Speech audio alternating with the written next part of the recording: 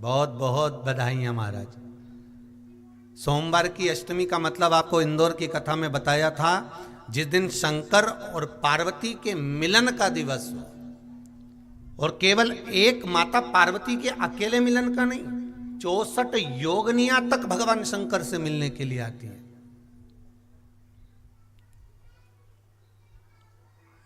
64 योगनियां। कहते हैं भगवान के जितने जितने विवाह हुए थे ना, उमा से, सती से, कात्यायनी, कुष्मांडा, चंद्रघंटा, स्कंदा, ये जितने जितने जितने भगवान के विवाह हुए थे, अनेक अनेक उमा आदि आदि जितनी भी भगवान की जो विमंगल विवाह हुए थे, सारी माता पार्वती के जितने अंश हुए हैं, माता पार्वती के जितने स्वरूप हुए हैं, ये सारे स्वरूप, सारे अंश माता पार्वती के। ये सोमवार की अष्टमी के दिन भगवान शंकर के मंदिर में आकर शिव जी के सम्मुख में बैठकर उस जलाधारी के नजदीक में, जहां शंकर जी का शिवलिंग होता है, उस जलाधारी के पास में उस दिन केवल पार्वती जी का हस्त कमल नहीं होता, स्वयं माँ जगतजननी अपने कामन रूप में 64 योगनियां और शक्तियां सारी की सारी आकर उस जलाधारी के पास में विराजमान हो जाती हैं, और शंकर जी पे जो जल चढ़ता है वो देवियां ग्रहण कर कर शिव को अपना आनंद सुख प्रदान करती हैं। इसलिए कहते सोमवार की अष्टमी का महत्व बड़ा है, बहुत प्रबल।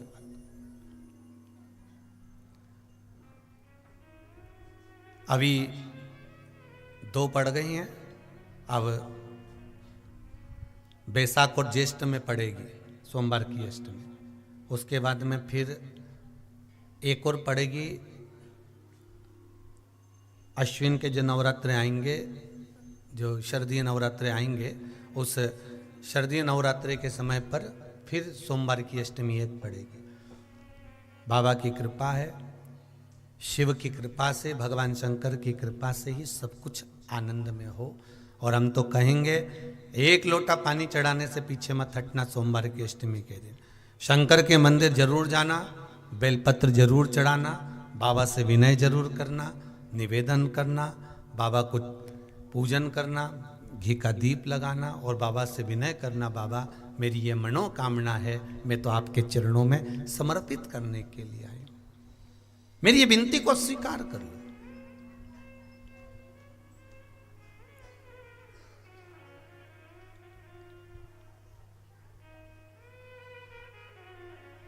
तेरे दरबार की बाबा निराली शान देखी, तेरे दरबार की बाबा निराली शान देखी है, तुझे देते नहीं देखा पर झोली भरी देखी है। बाबा कभी मैंने आपको देते हुए नहीं देखा, पर तेरा भजन करने वाला, तेरा स्मरण करने वाला, तेरा कीर्तन करने वाला, तेरा मंत्र जाप करने वाला, तेरा नाम जाप करने वाला, तेरी भक्ति में डूबने वाला कभी खाली तो नहीं रह सकता, कभी खाली नहीं रहेगा।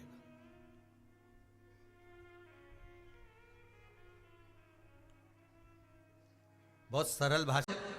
शिव जी का एक नाम है निर्मलेश्वर महादेव। फिर से बोलो, निर्मलेश्वर महादेव। जब कोई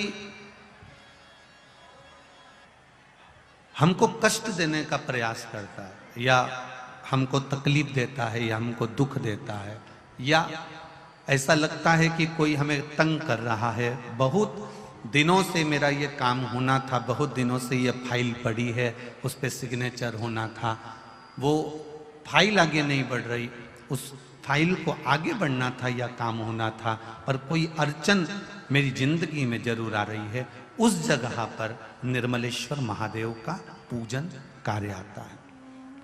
अब उसको करने के लिए अपने को कोई बहुत बड़ा मंडल नहीं बनाना है, हमें बहुत बड़ा कोई बहुत दिखावा नहीं करना है। केवल 5 वृक्ष की पत्ती को, कितने वृक्ष? बस 5 वृक्ष की पत्ती और एक श्वेत पुष्प, सफेद कलर का पुष्प अशोक सुंदरी वाली जगह पर लगाकर देवाधिदेव महादेव को सोमवार की अष्टमी के दिन जो चढ़ा देता है, बस निर्मलेश्वर महादेव का नाम लेकर जब चढ़ाया तो कार्य सफलता की ओर अग्रणी हो गया। वो निर्मलेश्वर महादेव।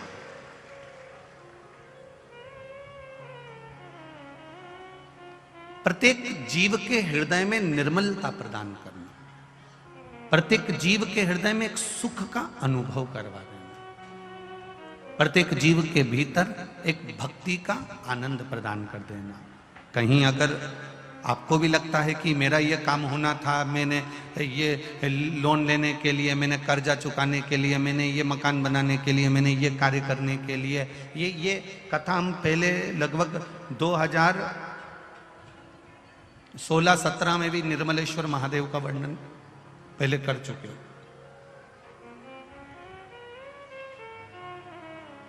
कितने वृक्ष की पत्ती लेना है? 5 वृक्ष की पत्ती और 1 सफेद पुष्प। क्या नाम बोलोगे? निर्मलेश्वर महादेव। बस सबके भीतर निर्मलता का जो भाव प्रकट कर दे, जो निर्मलता का भाव प्रकट कर, सबके भीतर एक आनंद की अनुभूति लाकर रख दे, सबके भीतर एक सुख का अनुभव करा दे, वो निर्मलेश्वर महादेव। शिव तत्व कराए शिव महापुराण की कथा। इधर आवाज नहीं जा रही है। निर्मलेश्वर महादेव का स्मरण, आवाज बढ़ा उधर की। निर्मलेश्वर महादेव का स्मरण जो कि निर्मलता देने वाला है, निर्मलता, सुख देने वाला है, आनंद देने वाला है। मैंने तेरे ही भरोसे बाबा, तेरे ही भरोसे हवा बिच उड़ती जावांगी, बाबा डोर हथो छड़ी नामे कटी जावांगी। भोले मैं तेरी पतंग, शंभू मैं तेरी पतंग। तो शिव महापुराण की कथा कर रही है।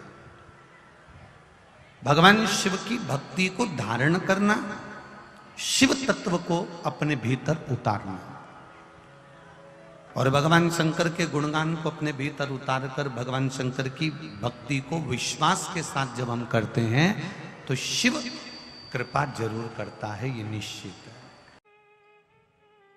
और धतूरे का फूल,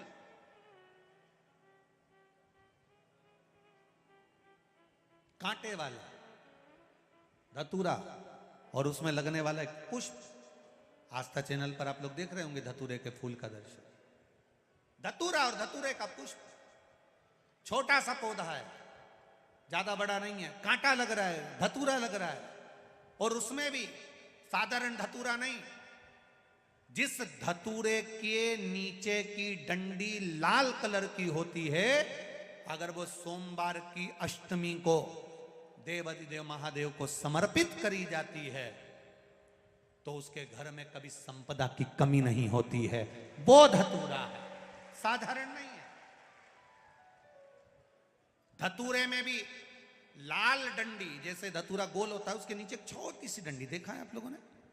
अरे देखी कि नहीं देखी बोलो? धतूरा देखा है ना?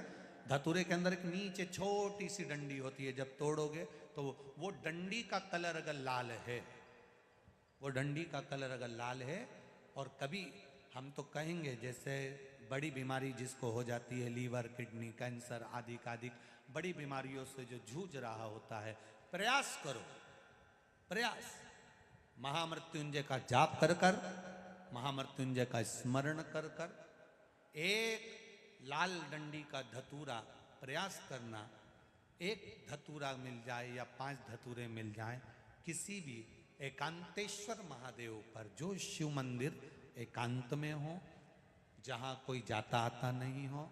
वैसे तो अब बहुत मुश्किल है कि ऐसा मंदिर मिल जाए जहाँ कोई जाता आता नहीं हो, पहले की बात दूसरी है, अब बात दूसरी है।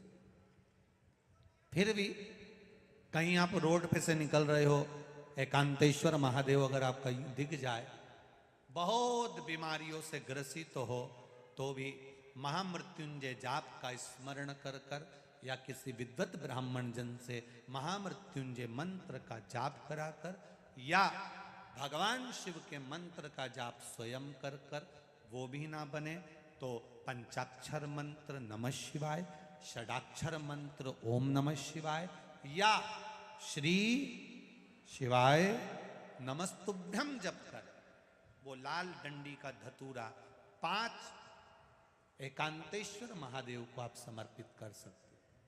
रोग थम जाएगा, जो दवाई खाओगे वो शरीर को लगना प्रारंभ हो जाएगी और आप स्वस्थ होना प्रारंभ हो जाएंगे। अगर बड़ा रोग